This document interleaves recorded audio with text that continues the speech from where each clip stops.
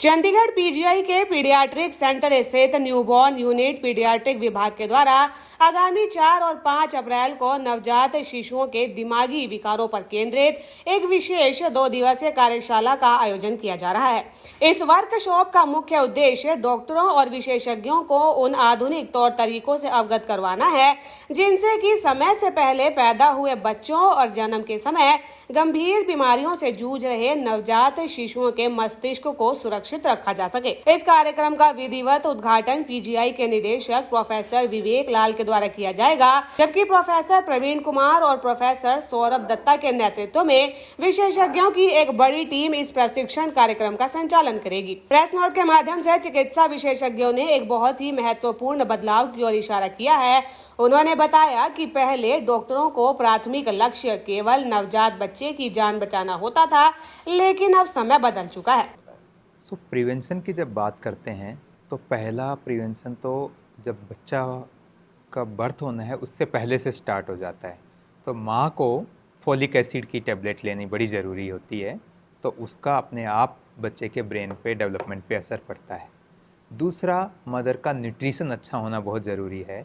यदि माँ को एनीमिया है, खून की कमी है, माँ को जब बच्चा पेट में उस दौरान इन्फेक्शन हो जाते हैं, यूरिन का इन्फेक्शन हो जाता है, मलेरिया होता है या और कोई इन्फेक्शन होते हैं, कुछ एक टॉर्च ग्रुप ऑफ इन्फेक्शंस हैं, जब वो होते हैं तो बच्चे के ब्रेन पे असर पड़ता है।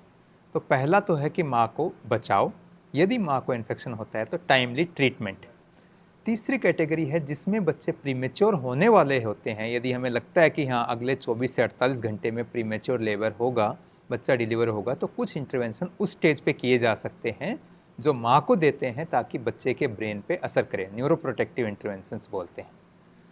चौथा चीज़ है कि बर्थ के दौरान कि माँ जो डिलीवरी है वो आइडियली उस सेंटर पे होनी चाहिए जहाँ पे फैसिलिटीज़ हों डिलीवरी की, बिकॉज ऑलमोस्ट 3 से 4% बच्चों को डिलीवरी के दौरान ही इतनी समस्या होती है कि उनको सांस लेने में गंभीर समस्या होती है। तो उसके लिए सही जगह पे डिलीवरी होना। यदि डिलीवरी के दौरान समस्या हो, यदि ब्रेन पे असर हो भी जाए तो उसको सही जगह पे कूलिंग करके ठीक के कुछ हद तक इम्प्रूवमेंट किया जा सकता है।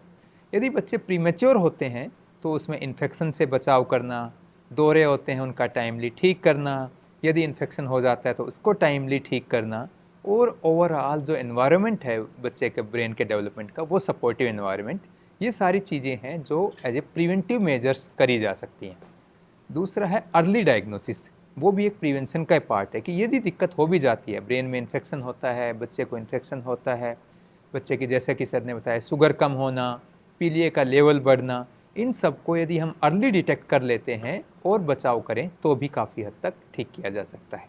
फिट्स को लेकर आपसे जानकारी चाहेंगे क्योंकि देखा जाता है जब बच्चा बड़ा होता है तो पता लग जाता है उसको दौरा पड़ रहा है, और वैसे ही डॉक्टर साहब ने भी पहले बताया था कि जब बच्चा छोटा होता है तो फिट्स को डिटेक्ट करना एक मुश्किल टास्क हो जाता है। बाय चांस जी, किसी को फिट्स पड़ते हैं और पेरेंट्स उसको इग्नोर कर देते हैं और पता नहीं चल पाता नेग्लिजेंस की वजह से, तो उसके कॉन्सिक्वेंसेस क्या हो सकते हैं और उससे पहले का क्या ध्यान रखा जा सकता है जिससे बच्चा सही बच्चों में एक तो इम्पोर्टेंट ज़रूरी बात यह है समझना कि दौरे बच्चों में भी आते हैं, इवन प्रीमेच्योर। ओवरऑल यदि सारे एज ग्रुप देखें तो जो न्यूबॉर्न पीरियड है वो सबसे ज़्यादा हाई रिस्क है दौरे का, सबसे ज़्यादा दौरे न्यूबॉर्न पीरियड में आते हैं। पहली चीज़ समझना ये ज़रूरी है कि कई बार ये लगता है कि हाँ जी बड़ों में दौरे आते हैं, इतने छोटे में कहाँ से होंगे। गंभीर बात यह है कि उनको पहचानना मुश्किल है, पेरेंट्स के लिए तो बहुत ही मुश्किल है, इवन एक्सपीरियंस डॉक्टर्स के लिए भी मुश्किल हो जाता है दौरे को सही से पहचानना। इसलिए ईईजी जैसी मशीन होती है वो लगानी पड़ती है ताकि ब्रेन के अंदर चलता हुआ दौरा पता चले। बट एज ए पेरेंट यदि दौरे को समझना है तो कुछ एक्टिविटीज़ होते हैं कि जो बच्चे के मूवमेंट्स को देख के बच्चा रिस्पॉन्स नहीं कर रहा, आंखें नीचे हो रही हैं, स्टेयरिंग लुक है, वो कुछ कुछ होते हैं। बट अगेन बहुत ही डिफ़िकल्ट है बच्चों को बाय पेरेंट्स पहचाना जाना कि इसको दौरा हो रहा है या नहीं हो रहा। तो इसलिए एक्सपर्ट को ही दिखाना ज़रूरी है, वो उनको पहचानते हैं, वो कुछ इन्वेस्टिगेशन करते हैं, ईईजी करते हैं, तब पता चलता है कि जी बच्चे को दौरा है। और वो आइडेंटिफाई करना बहुत ज़रूरी है अर्ली, क्योंकि यदि दौरा लंबा चलता है तो ब्रेन पे काफ़ी एडवर्स इफ़ेक्ट होते हैं और उससे ब्रेन पे काफ़ी बुरा प्रभाव होने से आगे के डेवलपमेंट पे भी बुरा असर पड़ता है।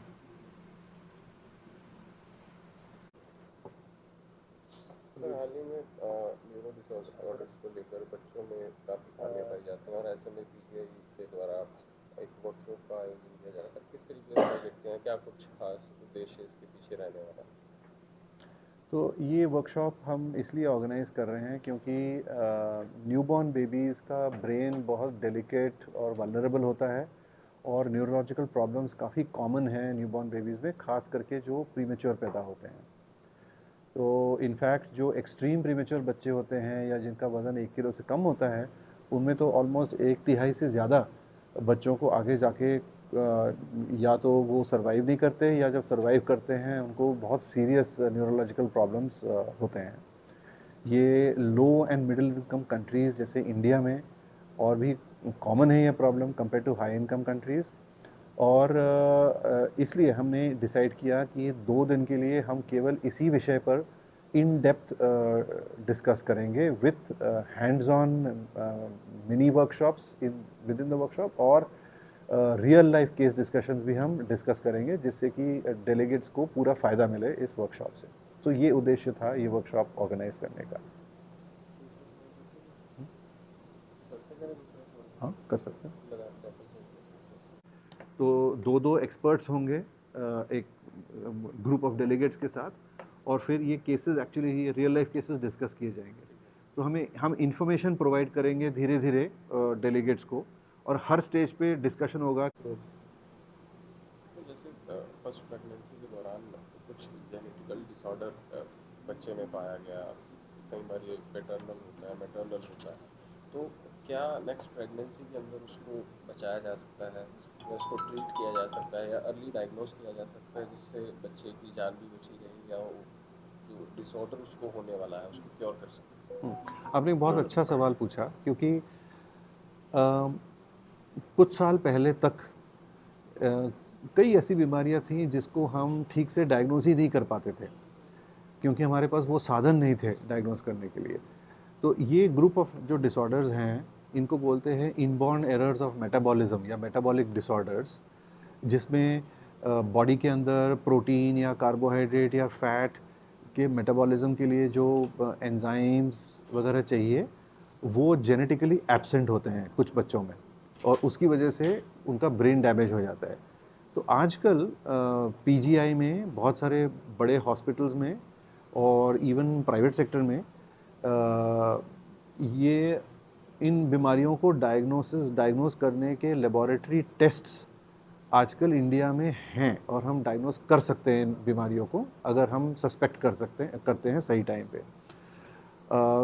ऐसी कई सारी बीमारियां हैं जिनके लिए आजकल स्पेशल डाइट्स मिलते हैं, जिसमें वो खास करके वो कोई पर्टिकुलर प्रोटीन वो एब्सेंट होता है, जिससे हम बच्चे को एक्चुअली ट्रीट भी कर सकते हैं। सिर्फ डायग्नोसिस नहीं, अभी ट्रीटमेंट भी पॉसिबल है कई ऐसी बीमारियों का।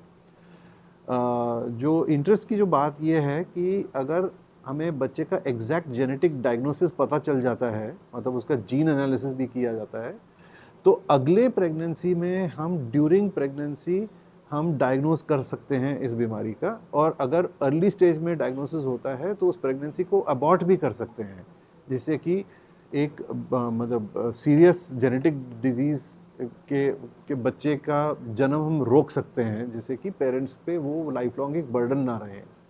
तो आजकल बहुत एडवांसेस हो गए हैं इन चीज़ों में, लेबोरेटरी टेस्ट में, plus gene diagnosis, genetic disease के डायग्नोसिस में काफ़ी एडवांसेस हो चुके हैं। इसमें आपका सक्सेस रेट क्या रहा होगा? मतलब आजकल काफ़ी हाई परसेंटेज में हम इन बीमारियों को डायग्नोस करते हैं, पीजीआई में भी, और बहुत सारे बड़े सेंटर्स इंडिया में आजकल ये डायग्नोसिस हो जाते हैं। तो मतलब कुछ एग्जैक्ट परसेंटेज तो देना मुश्किल है, पर से 10 साल पहले या 15 साल पहले वो परसेंट बहुत ही कम था, मतलब हार्डली 2-3% बच्चों को हम एग्जैक्ट डायग्नोस कर पाते थे। पर आजकल almost I would say more than 50% इस टाइप के जो बच्चे हैं उनकी डायग्नोसिस बन जाती है। और कई बार फिर हमें पेरेंट्स को भी इन्वेस्टिगेट करना पड़ता है, देखने के लिए कि उनमें भी कुछ जेनेटिक प्रॉब्लम तो नहीं है जिसकी वजह से बच्चे आज के दौर में आधुनिक चिकित्सा का लक्ष्य केवल बच्चे को जीवित रखना नहीं बल्कि उसे एक स्वस्थ और सक्षम जीवन देना है। चिकित्सा की भाषा में इसे न्यूरोलॉजिकली इंटैक्ट सर्वाइवल कहा जाता है। इसका सरल अर्थ यह है कि बच्चा बड़ा होकर शारीरिक और मानसिक रूप से इतना सामान्य हो कि वो समाज में अपनी अहम भूमिका निभा सके, स्वतंत्र रूप से काम कर सके और इसे ताउम्र सेरेब्रल पाल्सी या मानसिक मंदता जैसी गंभीर विकलांगताओं के साथ किसी और पर निर्भर न रहना पड़े।